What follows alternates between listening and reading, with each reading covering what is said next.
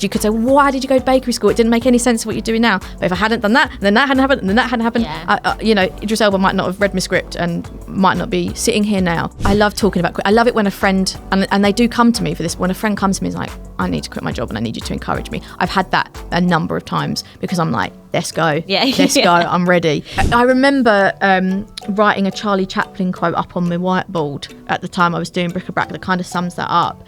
And it was, failure is unimportant. It takes courage to make a fool of yourself. And I was like, I'm going to go and make a bloody fool of myself. Welcome to In My Previous Life. I'm Jen Wakefield, and I used to be a primary school teacher, but I've since been a stand-up comedian, presenter and writer. In this podcast, we give you a chance to hear firsthand from people who have changed careers from one set pathway to a creative or purpose-led job role. This is not where you'll hear a rags to riches PR story like the ones you find in magazines, but a real, authentic take on what it's actually like to change lanes in your adult life. This week, I'm so happy to be joined by Vicki Sargent. Hello, Vicki. Hello, Jen. Thank you for joining me this week. Thank you for having me. It's very exciting. Really happy. We're sitting here smiling, doing our old actor smiley thing where people tell you to sound happy, so to smile when you talk. But I'm always happy when I'm with you. I'm always. Same. So, Vicki, what were you in your previous life? In my previous life, I was a bakery school student, and I'm now a feature film writer. Bit of a jump, bit of a segue. Wow. Oh my God. And so, I bet that happened overnight, right? Oh yeah, just blink of an eye and I was there. I mean, you're already inspiring me from the top, but I want to hear all the squiggly bits in between now. So I guess what I'd like to do is to talk a bit about your previous role first, because this is the bit I always find fascinating that people rush through. And this is what this podcast is about, right? So talk us through a day in your previous life, in your previous role. So it wasn't a job, it was you were a student aiming to get into being a bakery baker. Yeah, well, my focus at the time was like cake decorating. So I dropped out of sixth form. I was like the last year where you could drop out of sixth form. Now it's like compulsory to stay on. But I was like, I'm going to make the most of this and I'm leaving. So it wasn't for me.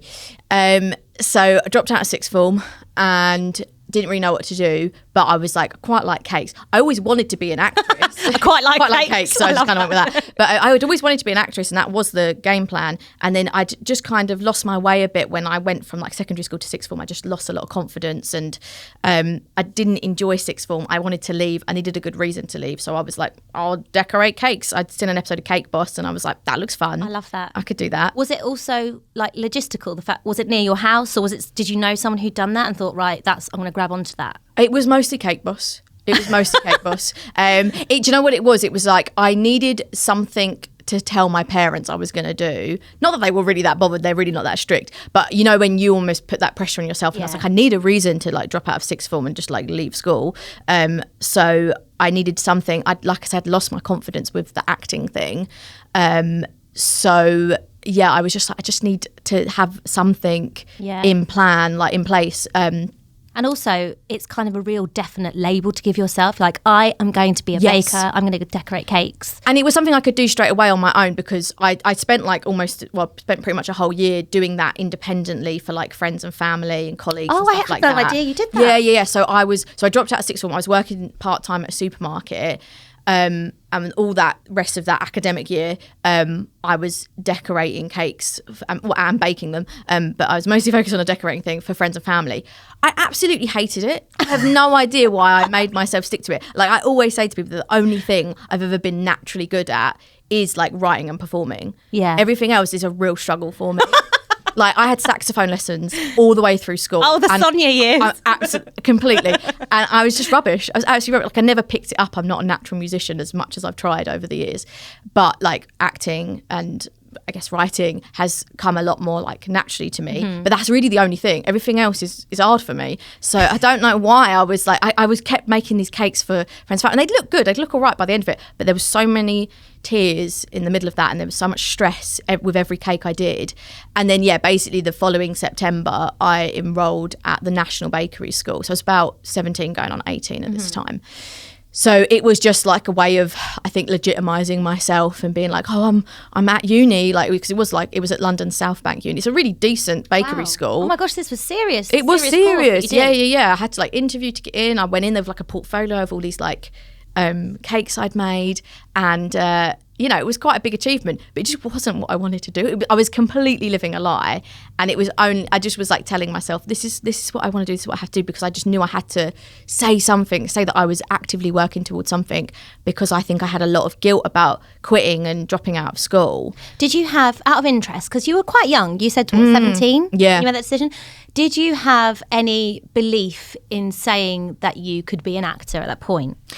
At that point, I think it had gone. It was really weird. Like, I was really confident throughout, like, sort of second half of secondary school, especially with acting. Like, I was probably quite annoying in my year 11 drama class, because I was like, I'm the best. I know I'm the best. Is that people where would be like, Vicky, you're the best. I'd be like, yeah, I know. So I was quite irritating. And actually, that is where a lot of the storytelling started, because I would like, right, we're going to make up a play and this is what's going to happen. And I would tend to lead that. There was lots of other really talented kids in my class, but I tended to sort of steer the ship. And like I said, I was really, really confident. It was an all-girls school. And then my sixth form, I left that school, went to a different one. And it was mixed. That had a big effect on me. Right. I was like, what the hell are these things called boys? Like, that was terrifying. That's so interesting. That's the patch where maybe your confidence kind of went all Yeah, I think it was up. Boys. It was a very different sort of vibe in the whole school. It felt like I felt like GCSEs to A-levels was such a big step up. And I just felt really lost the cues. I was also trying to do music as one of my like modules or whatever they are. One of my A-levels, that's it. And again, not a natural musician. I was just doing it because I was in a punk band, which does not mean you can play music. But yeah, I was just trying to fit. It's a classic teenager thing of just trying to fit into all these boxes that actually really didn't suit me. And in the drama class, I just lost all my confidence. I just felt really. I actually do think I'm quite naturally shy at first. Yeah. Maybe not now. But when I was younger, I was quite shy when I start something new. So I think I just lost all that confidence, especially in I think I knew I could act, but I just lost my Yeah, it happens. And also, as a teenager, you're allowed to have, like, you're kind of flipping through lots of different pages, trying things out, seeing what sticks. So I guess you're allowed to have that. I mean, of course you are. You're allowed to have it at any point, really. But it's very normal for that to happen, I would say. And the thing is, it's not like you're trying. What I'm noticing, though, is you're not trying like chemistry and maths. You're still trying to kind of go into things that were deemed as the creative subjects, it seems, right? Because you clearly knew that it needed to be something where you could create. Yes, yeah. I knew I wasn't going to become a lawyer. I knew that. It was still creative. And I guess I did, there were bits of it obviously that I did enjoy. I think I enjoyed coming up with the concepts of like the cakes I did and stuff. Have any of your cakes, this is a bit of a... Made it. Have any of them made it into like, have you made any kind of film concept cakes that have made it into your film ideas now? Well, maybe not that, but I've made I remember making like a Twilight cake. Oh. Which is actually pretty sick now. Yeah. I think about it. That one you weren't crying all the way through? Oh no, I would have been every single one. I think I cried through. I just got. I think not only am I not naturally good at anything other than acting and writing, but I find everything else in life stresses me out. Apart from writing and performing. That's like the only area where I'm like, oh, okay, I think I'm okay. I think I can do this. Everything else, I'm just like, oh God. Yeah. I mean, I would disagree with that. I'm also, having been your friend for a little while now, I know that you are very good at many things. And Thank you. I actually think you'd be a really good counsellor, to be fair. Oh, you're a very good listener, and you're a good people person. But again, I think this also leads into why you're such a good writer, which we'll come into. Yes, yeah. So talk us through in your previous life as a bakery school student, leading into being a baker. Talk me through like how it felt in the day. Like how did it feel day to day when you were doing that? So when I was at the bakery school, I think the feeling, the overwhelming feeling I had was trapped.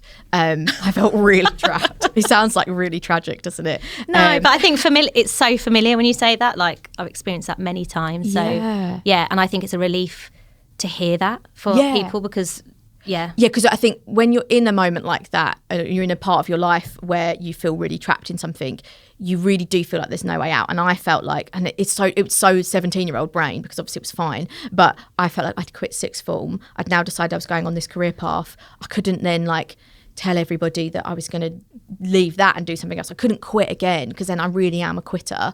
And people were really like excited for me. They're like, oh, you've got into this like really cool bakery school, like you're going to be a great cake decorator. And like I was really trying to be excited about that, and I just felt dead inside. It just felt awful. But yeah, I felt really trapped. It would be like, it was only part-time. It was like Monday to Wednesday at the bakery school. And there was a day that you did, I was thinking about it earlier, it's like a day you did on like sort of cakes and pastries, a day on bread and a day on cake decorating. And I literally remember being in a cake decorating class with my like head in my hands. And you know, in like films when like a character's going through something really traumatic and everything's moving really fast around them and they're just like still. I'm thinking of The Bear. Yes, yeah, exactly. It was like being in that, but I was like locked in the freezer. I was just you were having locked in the freezer, having a panic attack. Oh yeah. No! I just that sounds quite low. Like, was it? Did it feel like that? Were you kind of at that level regularly, but trying to convince yourself you weren't, or was it an up and down kind of experience? I'd say it was like a slowly declining experience. Like, obviously when it was like all brand new, I was like kind of like trying to be excited about it. And it's novel, right? Yeah, so it was novel, exactly. Everything does feel quite buzzed up, you know, at the beginning, doesn't it? I think my highlight was probably that like you could buy the cakes you'd made like really cheap, for like pennies at the end of the day. Oh. You could buy like a pack of buns for like 20p, and then I'd bring them home to like my mum and my sister or whatever. That for me was the best bit. Getting to eat not them, making it, home. just getting to eat them. Yeah. So yeah, like there was a novelty to it. Yeah. But yeah, that did not. I do remember there being like a moment where I stopped pretending to myself. Right. And that was my 18th birthday. So this is a year in then? No, so because I'm an October baby, I'd like. Oh, got you, yeah. I was like 17 when I started, then got to like so I started in September, got to like the October when I turned 18. So I was probably only a month in. I was like, wow, she really stuck it out. She made it for a year. No, 1 month. Yeah, so I got like a month in.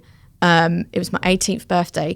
This is going to sound really random, but I was really obsessed with Glee at the time. That's not random. Okay, this is right. This is why I think film and TV is so important. What I do is really important for people. But this is why I love film and TV, and this is why I love what I'm doing, and why I think it is so important, because that show like genuinely inspired me and gave me the courage to quit basically and to do what I really wanted to do. How did that happen? Obviously Glee's all about performing, and as much as I'm not a musical theatre person, like not a musical theatre performer, as much as I'd love to be and have tried in the past, it wasn't necessarily that's exactly what I wanted to do, but the show's all about, it's a lot about courage, and it's a lot about obviously performing, and I just got really, really obsessed with it. Now that makes a lot of sense to me looking back, because I was obviously just so desperate to be in that kind of a world, and I felt so far away from it, and Glee was just like my escapism into like, oh, imagine if I was doing that, imagine if I was performing, imagine if I was being like that kind of creative. So I got really obsessed with that. And my 18th birthday, like, had a really fun weekend. I got loads of Glee presents, did loads of Glee stuff, and had loads of fun. And then I had like a massive come down on the like Sunday evening. You know, like you had Sunday a really fun, scaries, complete Sunday scaries. Yeah, like awful feeling. And it was the first time I sort of admitted to myself and my mum that I didn't actually like bakery school. And at that point, everyone thought they was like, oh, right, she's found what she wants to do. She's all right, you know, and I wasn't. And I admitted that to, myself and my mum. And it felt like, my mum sort of didn't believe me. She's like, oh, you're just like tired. You've had a like crazy weekend. You're just feeling a bit down. You'll be fine. You do like it, like sort of trying to G me up. But I knew, I was like, no, I've been thinking this the whole time. And I very specifically remember this. I used to walk on my way to the bakery school. I used to walk past a musical theatre college. And it's on my route. And every time I walked past it, I'd hear people like singing and performing in there. And my heart would like sink, because I'd be so desperate to be in that room, and I had to keep walking. Not that I could have done the singing and dancing bit, but I just wanted to be performing. I knew that's where I wanted to be, and I was going to like make Chelsea buns, and I was just like, oh God, what am I doing? I totally understand that. When I was a primary school teacher, I had been doing it for a couple of years, and I remember coming down to watch. I mean, I'd done a bit of dance. I actually was more of a drama vibe, but there was already a drama club in the school, so I was like, all right, I'll do the dance. So I was kind of known as the dance person, which I loved. Yeah. But again, similar thing where you're like, okay, I'm doing this because it's the closest thing. Yeah. And then I remember coming to watch a West End show, and it was the singing and the dancing bit isn't exactly my forte, but it was something I could do to an okay level, right? Yeah. But I was just so sad when I left that. I was like, I'm so gutted I don't work in the theatre. Like I just felt like I was like it like a grey descent. It's like everything went in from Technicolor to grey as I got back on the bus home. And I was like, oh man, that's it. Yeah. And I'm totally with you. And I find that whenever I've stepped out of the creative industry, I've always like clung on to talking to people who are slightly involved, been overly enthusiastic to people who are slightly involved in something, who now I would like be much more respectful for, and I wouldn't harangue them and like harass them as much. But like when you're not in it, you're just like, give me a little piece of something, please. Yeah, absolutely. And I can totally empathise with that feeling. Yeah, that's exactly it. The Technicolor thing. That's it. I think if I think about my experience then going to bakery school, it's grey. It's really, really grey and miserable. But yeah, any glimmer of like Glee, or like what you're saying about doing these clubs and stuff, like any glimmer of that world is just like so shiny to you. Yeah, and you just want to grab a little piece of it. Yeah, you just need a little bit of something that's gonna brighten it up. Yeah. So I want to talk about quitting, because I'm a good quitter. You're a good quitter. I'm a great quitter. You've previously encouraged me in this before, and I have heard like on the pathway of different career trajectories in my life, I've quit a lot of things and felt terrible about it, and you've always encouraged me not to. And I've heard some positive kind of talk around quitting as well, which I've lent into at the time. But I do genuinely believe quitting is a really positive thing. But talk to me about your quitting in your life, your philosophy on it, and how many things you quit. Like, just talk me around your quitting life. Happily. I love talking about quit. I love it when a friend, and they do come to me for this, when a friend comes to me and is like, I need to quit my job and I need you to encourage me. I've had that a number of times, because I'm like, let's go. Let's go. I'm ready. Well, I think it really started here, like with the bakery school thing, because obviously I'd already quit sixth form. I was like, I can't quit another thing. Oh my God, that would be awful. And it felt so like forbidden. But when I did do it, and when I did get really honest with myself about the fact that I just wasn't on the path that I wanted to be on, I felt such a liberation, such a freedom. There was definitely some icky feelings around it as well, and a lot of guilt. But the guilt was easier to bear and work through than the feeling of being trapped in something that I didn't really want to do. And that was much more of a, like, that was a lie, that was just a complete lie to myself. And that felt horrible. And then I think it was because I knew I'd gone into that, and I knew I'd gone to the bakery school thing because I'd been too scared to be honest before that, and to say, actually, I really want to have a go at performing. I'm just a bit nervous. I'd been too scared to sort of be honest with myself and follow my sort of true path, for a corny way of saying it. I'd been too scared to do that, so I'd just kind of gone along with what I thought people might expect or might please other people, or felt like it just fitted into the kind of societal like expectation. So yeah, when I like realised like all of that, and like how dishonest I'd been with myself, I was just like, I'm never doing that again. Like I'm never gonna lie to myself like that again. I'm just gonna be honest when I'm not enjoying something and not do it. And it just felt really good. I think it just felt really good sort of coming clean about all of that. And the thing I also realised, and this is what I always say to people, is that I think it takes so much more courage to quit something than it does to stay in it. I think that's the braver thing to do. And I think that, people tend to feel really guilty when they quit something because they're not enjoying it.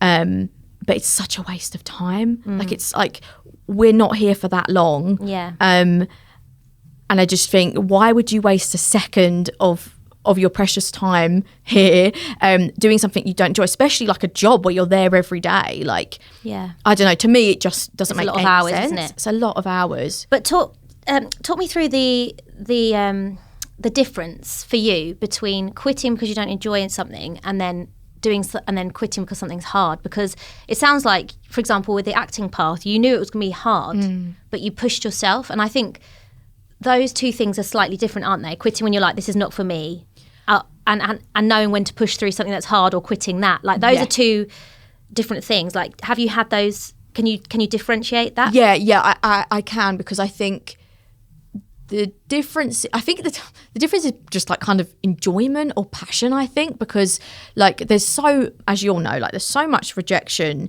in acting and writing and that industry. It's chock full of rejection and you know, you have to build up so much resilience to get to a decent place in it, because you're going to face a lot more no's than yeses. And I'm actually really good at that. Because believe me, I've had my fair share. And there's been so many times when, like, you could have gone, this is really hard, this really hurts, it's actually quite heartbreaking at times, I should just quit to avoid the pain. But I've never had that urge to quit and to stop writing stuff, to stop performing. Like, I've never felt tempted to quit. It's not even like an option for me. And I think, I guess that the way you tune into like when it's quitting because it's hard and when it's quitting because it's not right for you, I don't know how to describe it other than, it's just like a sort of a feeling. It's like, I want to carry on writing and performing, even if I've had a big slap in the face. I want to carry on doing it. It sounds like unconditional love. Yeah. In a way, like when you have, you're like married to something and you're like, right, well, this is it. Like, it's of course gonna be hard, but I can't quit on you. Whereas the other option is like, you know, literally you're just dating for a little while, but you can opt out. Yeah, well, exactly. Strange analogy, but no, it's not strange, because I think that's actually perfect. Like, if I think about people I've dated, like, and it's not felt right, I've been like, I have to get out of this because that feels really, really wrong, and stopping it's been definitely the right thing to do. If I think about my current relationship that I'm really happy in, quitting is, again, not an option. It wouldn't even cross my mind, you know. So I think it is a similar thing where it's just like, I don't know, it just doesn't even occur to me to quit writing, to quit telling stories, to quit performing. Like, it's not a door. It's not even a door for you. But when it's been like a sort of more normal job that I've been doing, because I've done a lot of like retail jobs and I've quit a lot of them. Such a rush. But like I've always, I don't know, it's just, I think it's like, I know I'm going to feel better after I do it. Like, I think if you quit something because actually it's just got a bit hard and you're just not pushing yourself enough and you're kind of taking the easy way out, you're not going to feel that good afterwards. There's going to be a lot of guilt there. But when you quit something because it's really not the right thing, there's normally a liberation and a relief that follows. So I guess that's one of the signs as well, like how you're going to feel afterwards. Like Dumbledore says, you must choose between what is easy and what is right. And I think often, like, sometimes the easy thing is to just stay in a job you don't like or course you don't like, but actually the right thing to do is to quit. But that can, I think, feel harder, if that makes sense. I've got you. All right, so let's fast forward a little bit through through the actual route you've taken to get to being a writer, because there's been a large chunk where you were doing all sorts of stuff. Doing all sorts of stuff, and actually performing and being an actor was the main route, right? I know it's still part of what you're pursuing, isn't it? But during those years, during that chunk, how did that start and how did that bring you to where you are now? Yeah, so when I quit bakery school, I was like, okay, I do want to be a performer. Again, I'd lost my confidence with it, but I think I was like logging on to like the Stage website and stuff like that and just seeing what it was about, and I kept checking that. Yeah, it was great. To, like, the odd Sunday, I remember going to like a girl band audition when I was 15 from the Stage. It's where everyone told you to look for like auditions, circle them, and absolutely. So I would log on to the website like as my little like job, because I was like, I'm not doing the cakes anymore, I'm gonna really have a go at this. And one of the times I looked on there, I saw an advertisement for a course in accents. And I was like, I didn't even know that was a thing you could do. It was a course at CityLit called Accents for Actors. Again, I'd lost my confidence with acting. I was like, what a perfect way back in, because I've always been quite good at accents, and I was like, oh, that's like a nice stepping stone to get back into that world, but it's not all out acting course. Yeah, nice. So I basically, the following sort of academic year, the following September, I went along to City Lit, and I did that accent course, got a bit of confidence back, and then some lovely people on the course were like, there's loads of other things here you could do. And I think at the time, because I was 18, I got like 3, and this is why it's a brilliant place, I got 3 short courses for free. Oh wow. Which was amazing. So I did like that one, an introduction to acting class, just went back to basics, and so much of that was just about, like, I remember doing like a monologue and then being like, oh, do you know you're like doing this like habitually, like you're like moving your body like this, and like just becoming self-aware of like what you're doing when you're nervous, and just, oh God, they were just great courses. So I did a few short courses, and then the following year I did like a longer course, and then I did another long course, sort of did like the equivalent of A-levels at City Lit in acting. And while I was on that second course, which was like an access to higher education, we had to do a drama exercise, which was like a sort of slice of your life. So you just had to do like, I did me coming in from work, and this was like based on real events, and I just quit my job and I was about to go on holiday. So I was like packing, and I was really like excited, and I was sort of like doing voices of all the people I worked with, taking the mick out of them, all of that, and just being like really myself, at home on my own, talking to myself. And people were like really laughing at it and found it really enjoyable. And then somebody was like, oh, this is really funny, like this could be a one-woman show. And I was like, oh my God, stop, really? And they were like, no, really, like this, I could see this at the Fringe. I probably didn't even know what the Fringe was then. But I was like, okay. And it was one of those things where, people always say to you, oh, you could just start a business doing that. You could go off and do that. And you go, yeah, cool. And I bought the notepad from Poundland and I set out to do it. But then, you're like, I probably won't actually do it. Like, it's just one of those things where people say you could do that.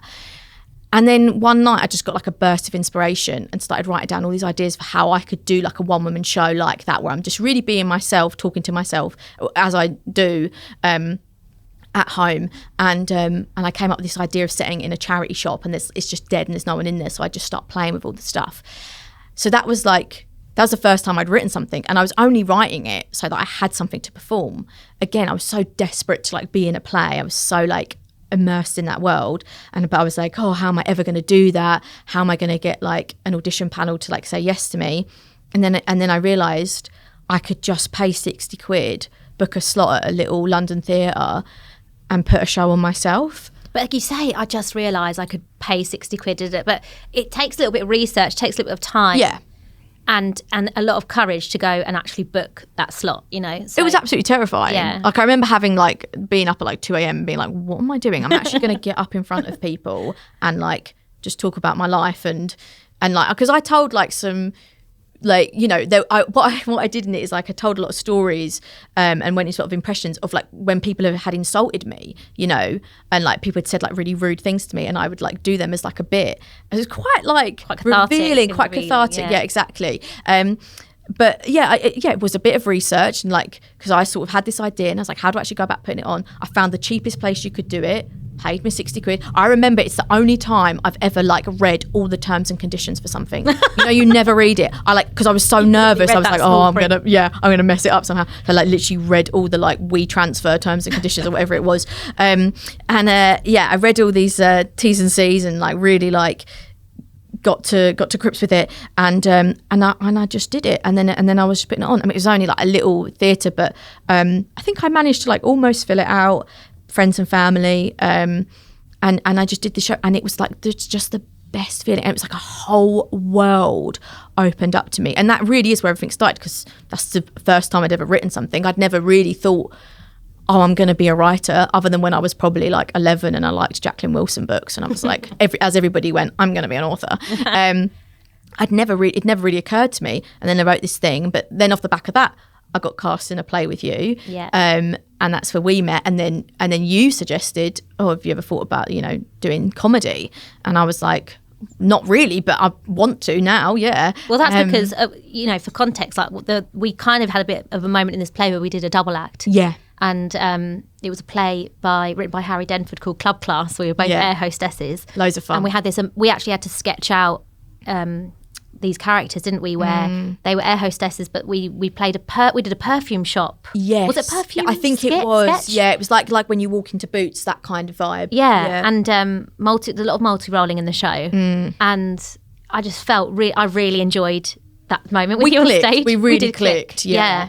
And yeah, at that point I was like, right, I'm going to make this girl my sketch partner. And then a year later.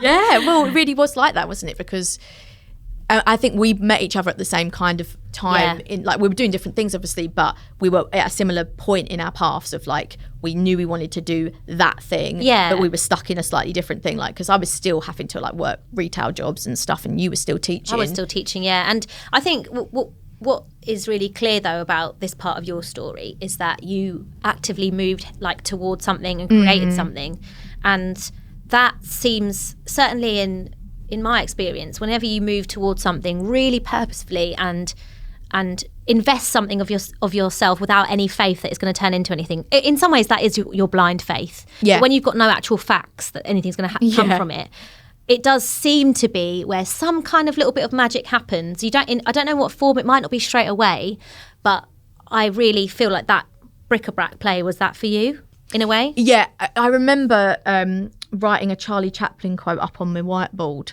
at the time I was doing bric-a-brac that kind of sums that up, and it was failure is unimportant, it takes courage to make a fool of yourself. And I was like, I'm going to go and make a bloody fool of myself. Yeah. But it doesn't matter if it all goes wrong. It's like, it's just the doing it is what's really impressive and cool. And that sort of led quite nicely into all the comedy that followed. You've always had some great wisdom. I do think that you are some kind of guru under there, like the Kent, in a previous life, the Kent guru. I'm going to call you, because I think you've definitely got this inner wisdom that, I mean, you really inspired me over the years with introducing me to people like Brené Brown. Oh yeah, that's where, when you talk about honesty, I know honesty is really important to you. Honesty and authenticity is very important to me. Yeah. First of all, it was honesty. Now it's also authenticity. Yes. And when that came into the comedy, that's when it was good. That's when it became good. And anything, I approach anything like that now. I try my best, and I know it's not always easy to find, because you, especially when you're starting something new, you think you're being authentic, but you still have to scramble around. You still have to find your voice. You still have to find your groove.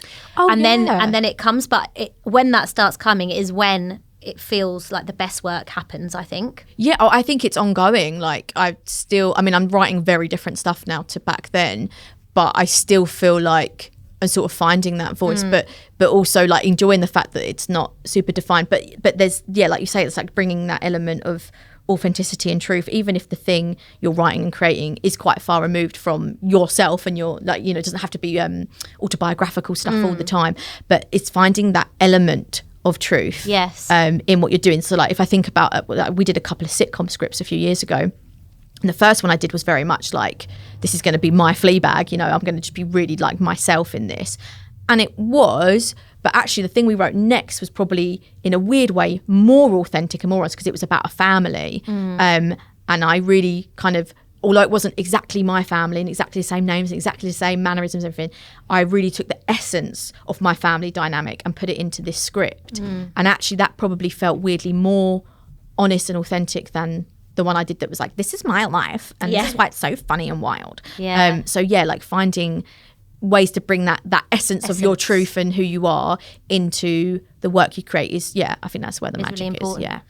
And okay, so we've gone through your, like, you did your one woman play, and a lot of things happen from there. If we're gonna go through a kind of a slight sort of 2-minute tour of what happened in your creative life, what would that be? So it was the one woman play that then led on to being cast in a number of like comedy plays and straight plays as well, while I was still studying. Then was going to go to drama school. Again, I realised long-term education clearly doesn't suit me, so thank God I didn't bother with that.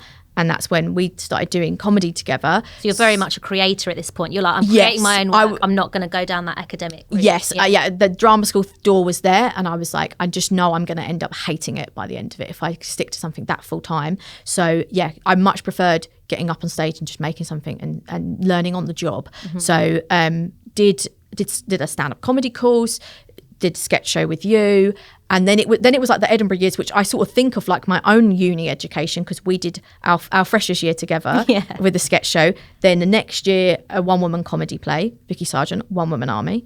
Absolute classic. And then I think 3 people saw it. And then the following year, I did a comedy play, and that was a good like graduate year show, I think, because that actually really segued nicely into like the TV writing I did afterwards, because it was a play. It was a comedy, but it had a lot of drama in it, and it was a duologue. You know, it was a two-hander, and that really suited me, and it received the best feedback. Yeah, of all of and them. do you know what? I've never really thought about this now that you're telling it this way, but when you write a show for you and you're the performer and you're the voice, you're the product. You're like, I'm selling myself here. So if anyone comes, you're like, I'm selling myself as an actor, a performer, whatever it is.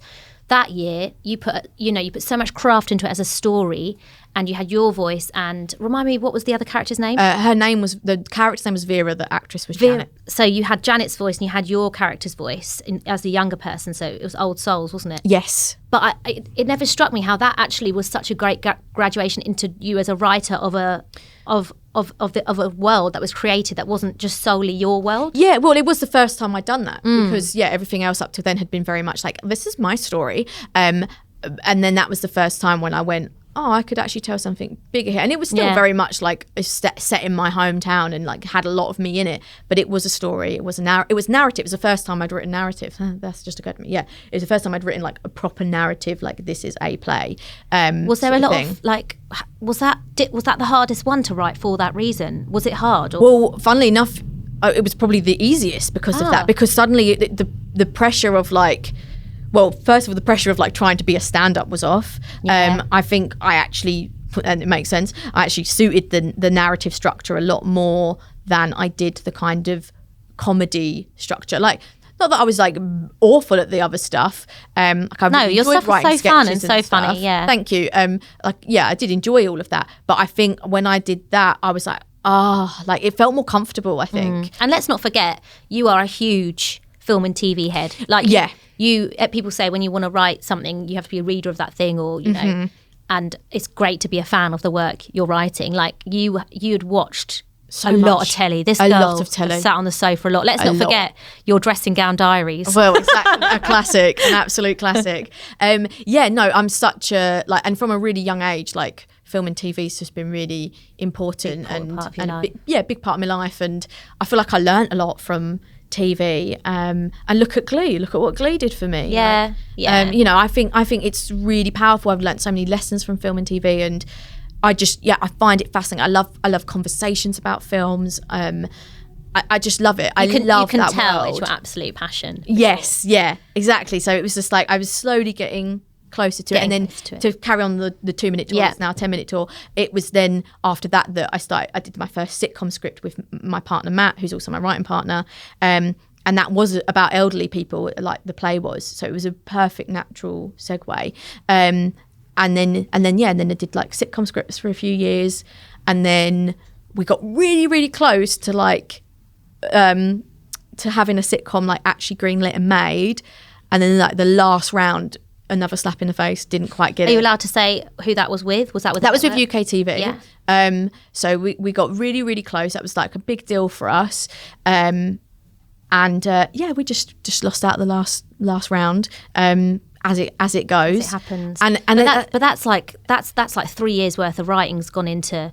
You know, this is the thing. It's like you've been writing for a long time up to this point, and so it's taken, the amount of work that would have gone into getting to even that moment is huge, right? Yeah, at that point would have been writing. Me and Matt would have been writing together for about 3 or 4 years. Yeah, and then if you put onto that all of the writing, performing I'd done, like with the Fringes, is even longer. I forget about that, to include that in there. Yeah, well, yeah, because like if you think about even just our Fringes, that was all like we'd written that. Yeah, that was all writing, and then it was when that fell through. It felt like a door closed, and it kind of had, but then, as always happens, another door opened, and I think it was just after that we started to really focus on features. And I wrote a feature script with my friend and collaborator Elizabeth, and that was a really great way of just like letting go of the sitcom, and actually stepping into a slightly, well, I guess you could say like a bigger realm of like features. Certainly they're longer. And then we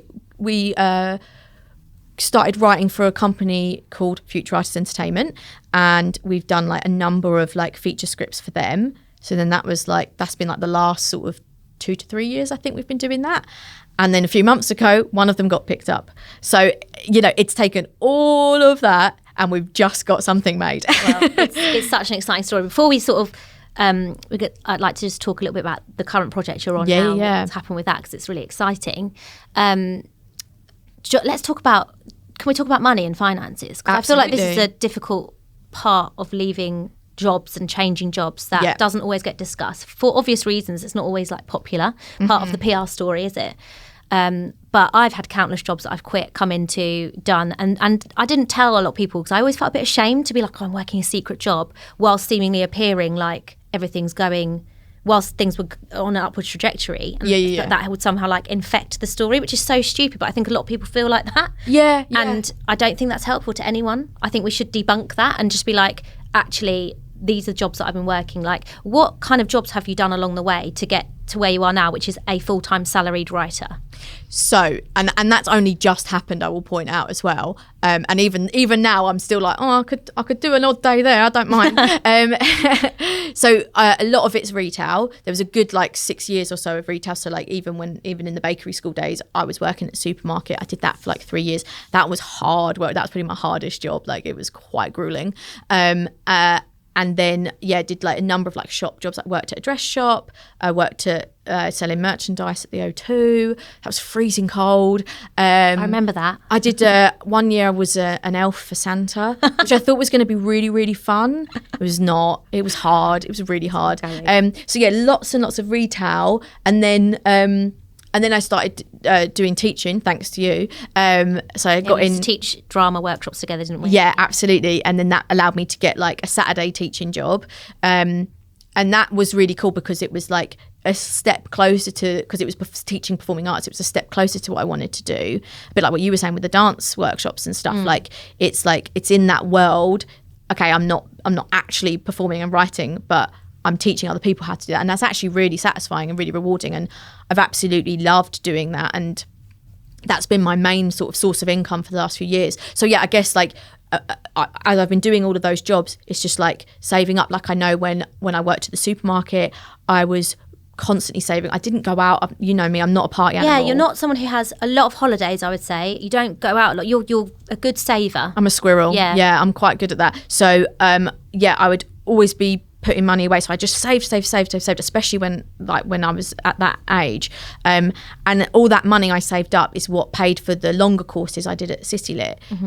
So it was because of that time at the supermarket, I was able to study there, which then led to everything else. And then just like basically not spending too much money, like being quite tight, being careful. I was lucky that I lived at home for quite a lot of that. Like up until I met Matt, really, I was living at home. Obviously that does help. Just squirreling away, being careful with money, not being too frivolous. If you had like, I know you've had a couple of big holidays, haven't you? Been with your family to Florida and things, like what did you just save and go on those holidays and then just save again, or like? Yeah, I actually, weirdly, I managed to pay for the one when I was 17 when we went, and I had just saved up the money from working at my supermarket. You were an admirable saver, you are. I think I was better then than I am now, because the last time we went, my mum and dad had to front the money, but I paid them back when the film got made, so it's all good now. Yes, and that's a great, sweet feeling. It's really nice. Yeah, it's nice when you can. I wasn't going to go on holiday, but my family were like, we can't go to Disney World without you. Oh, no. So let us pay for you and pay us back. You deserved it as well. We like you said, we don't really go on many holidays. We're very happy just sat at home, and I think I've always been like that, which has helped me save money, because I'm not a big drinker. I don't really go out partying, don't really go away much. So just sort of being quite boring. So if you're just quite boring, then you can but passionate about the thing you're doing. But I do think, when you're following your passion, I do spend less money because I'm less bothered about like numbing that pain with something else. Exactly. Like I think, not to be judgmental, but I think a lot of times when people are going out binge drinking at the weekend, there's something wrong in the week. You know what I mean? Yeah. Like, if you have to feel like you need to get absolutely like destroyed every weekend, then there's probably something to address. Yeah. I think I remember actually saying to my mum, like when I was working in retail and studying at City Lit, being like, yeah, I'm really not bothered about going out drinking. I'd rather save that tenner and go and get some cheap theatre tickets. Yeah. And I remember saying that and being like, yeah, that's where I want to put my money. I don't care about like having the latest clothes or going out partying. Like, just loved what I was doing. You've always been really good like that. All right, so let's talk about your current project because it's so bloody exciting. So who picked up your film and what is it? Tell us. Bloomin' Idris Elba. We wrote a film. So we got approached actually by Martin from FAE a couple of years ago to write a film called Above the Below, which is about a trio of astronauts on a re-entry to Earth, and everything goes wrong basically, and they splash land in the middle of the ocean. No one knows where they are. They're completely cut off. We were like, oh my god, that sounds great, we're in. So he basically asked us to write that script. So me, my partner Matt, and our friend Elizabeth Morris, we all wrote that script. Everyone's very excited about it, and then as always happens, it goes a bit quiet and you think, is anything happening? And then years later, get a phone call from Martin saying, Idris Elba's picked it up, we've booked Pinewood Studios, it's happening. And we go, yeah, okay, sure, we believe you.